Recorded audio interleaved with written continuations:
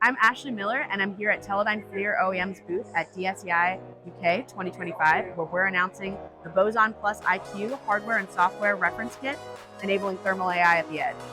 With Qualcomm's Dragonwing and Teledyne FLIR's Prism AI, it enables 50 trillion operations per second at just 2.5 watts, making it great for mission-critical thermal applications.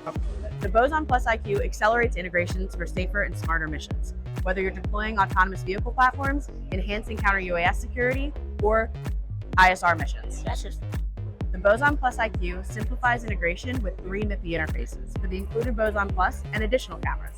It's also forward compatible with future Prism releases, such as the upcoming Prism Seeker, making it a forward-looking solution for thermal AI at the edge.